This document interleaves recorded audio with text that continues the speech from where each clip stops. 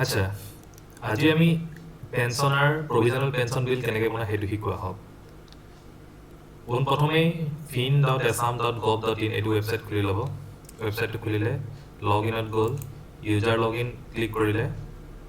user লগ ইনত আপোনাৰ DDO user code password মাৰিলে তলত কেপচা মাৰিব লাগিব 8E2X তাৰপিছত লগ ইন কৰিলে লগ ইন কৰাৰ পিছত এইটো হোমত এনেকৈ গুচি আহিব ইউজাৰ ইণ্টাৰফেচটো আহিছে এই মডিউলছবোৰ এইফালে আছে আমি বিল ক্ৰিয়েশ্যনত যাব লাগিব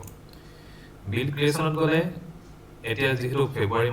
মাহত এইটো বিল চাৰেণ্ডাৰ কৰি পেলাই বৰ্তমান মই এইটো স্কিপ কৰি দিওঁ এতিয়া এই বিলখিনিৰ ভিতৰত আমি যাম যিহেতু পেঞ্চনৰ বিল বনাম গতিকে আমি যাব লাগিব পেঞ্চনাৰী বেনিফিটলৈকে ইয়াতে গ'লোঁ পেঞ্চনত ক্লিক কৰিলোঁ এতিয়া ফেব্ৰুৱাৰী মাহত মই বিল এখন বনাম ইয়াৰ কাৰণে যিখন বিল মই এড কৰিম তাতে মই যাব লাগিব এই প্লাছ বাটনটো প্লাছত ক্লিক কৰিলোঁ এতিয়া আহিলে পেঞ্চন ৰেগুলাৰ পেঞ্চন এৰিয়াৰ যদি কাৰোবাৰ আগৰ পেঞ্চন পোৱা নাই পেঞ্চন পাবলৈ তেতিয়াহ'লে পেঞ্চন এৰিয়াৰত আহিব আদাৰৱাইজ পেঞ্চন ৰেগুলাৰ তাৰপিছত আহিব category of the bill general category হ'ব হেড অফ একাউণ্ট ফাৰ্ষ্টৰটোৱে দিব যিটো প্ৰভিজনেল পেঞ্চন যিয়ে থাকে সেইটোৱে হয় ডিটেইল অফ এক্সপেণ্ডিচাৰ ইয়াতে ডিটেইলটো আপুনি ক্লিক কৰিব মই যাৰ কাৰণে এইখন বিল বনাম তেওঁৰ কাৰণে তেওঁৰ নামটো লিখি দিওঁ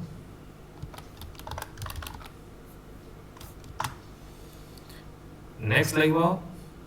বিল পিৰিয়ড জানুৱাৰী 1 তাৰিখৰ পৰা 31লৈকে জানুৱাৰী 31লৈকে এইটো হ'ব বিল পিৰিয়ড ঠিক আছে নেক্সট লাগিব আমাক চেংচন নাম্বাৰ তেওঁক যিখন চেংচন নাম্বাৰে প্ৰভিজনেল বিলখন দিছিলে তাত যিটো চেংচন কৰি দিয়া নাম্বাৰ আছে লেটাৰখনৰ নাম্বাৰ সেই নাম্বাৰটো ইয়াত পুট কৰিব লাগিব মই সেইটো ইয়াৰ পৰা লৈ লৈছোঁ চেংচন নাম্বাৰটো আছিলে এইটো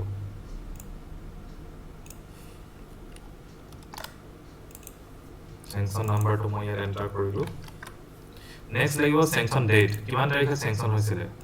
তেওঁৰ চেংচন হৈছিলে অক্টোবৰ 31 অ'কে চেংচন অথৰিটি কোন আছে ইন্সপেক্টৰ স্কুলে কৰিছিলে লেটাৰখনত যাৰ চিগনেচাৰ থাকে তাৰ দিলে হ'ল ইন্সপেক্টৰ স্কুলছ এতিয়া আমি বিলখন ছেভ কৰিলোঁ বিলখন ছেভ হৈ গ'ল এতিয়া বিলখনৰ এতিয়ালৈকে কোনো বেনিফিচিয়াৰী এড কৰা হোৱা নাই কাৰ পেঞ্চনৰ বিল আমি যদিও লিখিছোঁ নামটো সেই মানুহজনক এতিয়ালৈকে এড কৰা হোৱা নাই এতিয়া মই যাম এই কলমটো দেখিছে এইটো ক্লিক কৰিলোঁ এতিয়া ইয়াতে বেনিফিচিয়াৰী নট এডেড বুলি আহি আছে আমি যাম এইটো ৰাইট চাইডে এই ঘৰটোত ক্লিক কৰিলোঁ ইয়াতে যিমান বেনিফিচিয়াৰী আছে সকলোৰে নাম ওলাব মই গৈ ৰিটায়াৰ্ডত গুচি গ'লোঁ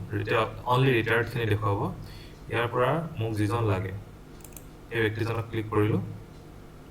ক্লিক কৰি এজনক এড কৰি ল'ম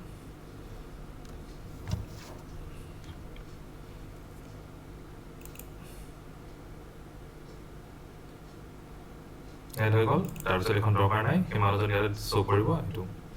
এতিয়া আমি পুট কৰিব লাগিব তেওঁৰ বেচিক পেঞ্চন কিমান আছিলে মই আগৰ বিল এখন তোৰ চাই লৈছোঁ বেচিক পেঞ্চন 18,300 আছিলে তেওঁৰ বেচিক পেঞ্চন তাৰপিছত ডিয়াৰনেছ এলাৱেঞ্চ ডিএ যিটো ৰেটত বৰ্তমান যিটো ৰেটত চলি থাকে তাৰ এগেইনষ্টত ডিএটো কেলকুলেট কৰিব ল'ব 8418 তাৰপিছত মেডিকেল পায় পেঞ্চনাৰী মেডিকেল পায় 600 rupees মেডিকেল পাব আৰু তাৰপিছত তেওঁলোকৰ আৰু একো ডিডাকশ্যন নহয় আৰু একো নাপায় এইখিনি হোৱাৰ পিছত টোটেল এমাউণ্টটো ইয়াতে নেট এমাউণ্টটো ছেভ কৰিব আৰু তাৰপিছত আমি ছেভ কৰি দিব লাগিব নেক্সট এতিয়া গো বেক কৰিলে হ'ল গো বেক এতিয়া এই বিলখন ক্ৰিয়েট হৈ গ'ল এইখন প্ৰভিজনেল পেঞ্চন বিল এখন এই ব্যক্তিজনৰ ক্ৰিয়েট হৈ গ'ল এইটো হেড অফ একাউণ্ট এইটো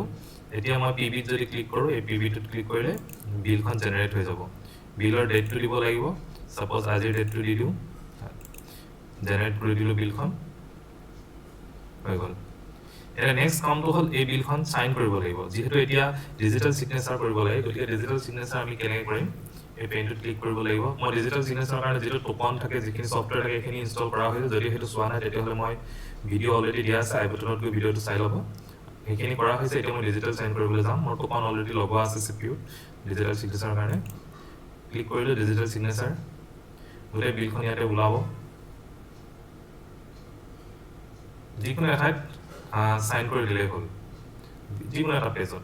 সাপোজ মই এইটো পেজত এইখিনিতে সাইন কৰিম মই ইয়াতে ক্লিক কৰি দিলোঁ এতিয়া মই সাইন নাও সাইন আউট ক্লিক কৰাৰ পিছত বিলখন সাইন হৈ ইয়াতে শ্ব' কৰিব সাইন হোৱা বিলখন ইয়াতে শ্ব' কৰিব আৰু সেইখন বিলহে এতিয়া একচেপ্ট কৰিব কোনো হ্যান্ড ৰিটেন সিগনেচাৰৰ প্ৰয়োজন নাই ডিডিঅ কলমেৰে কোনো সিগনেচাৰ ইয়াতে কৰাৰ প্ৰয়োজন নাই এতিয়া কেৱল ডিজিটেল সাইন কৰাখনেই হ'ব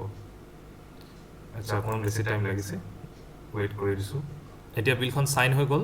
সাইন হৈ যোৱাৰ পিছত এতিয়া সাবমিট বটনটো আহিছে এইটো যদি কিবা মডিফাই কৰিব লগা আছে এইটো হ'ব আৰু এইখিনি হৈ যোৱাৰ পিছত বিলখন জাষ্ট সাবমিট কৰি দিলেই হৈ যাব